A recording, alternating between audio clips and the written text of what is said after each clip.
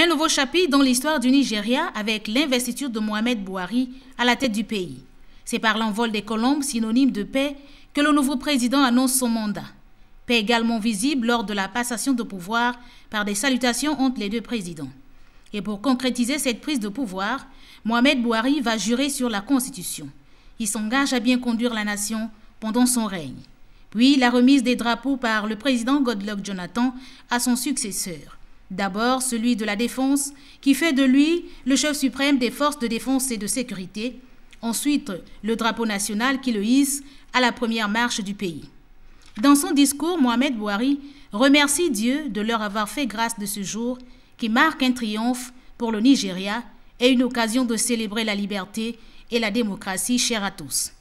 Il félicite son prédécesseur pour le rôle joué dans le maintien de bonnes relations entre États, mais aussi tout le peuple qui accepte que lui et son équipe les dirigent pendant les 5 prochaines années. À l'Afrique, il rassure que son pays est prêt à jouer tout rôle de leadership que le continent attend de lui.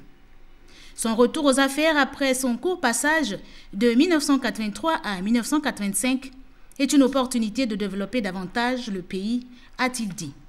À 112 ans, l'homme qui arrive sait que le défi est de taille. L'insécurité avec la secte Boko Haram dont les convictions sont opposées à celles de l'islam. La corruption, la pauvreté, l'analphabétisation. Ils vont faire face et lutter contre tous ces maux qui ternissent le pays, ceci pour le bien de la nation. Seulement, il attend de toutes les forces vives du pays un soutien considérable. Et en matière d'appui, Mohamed Bouhari sait qu'il peut compter sur le soutien international.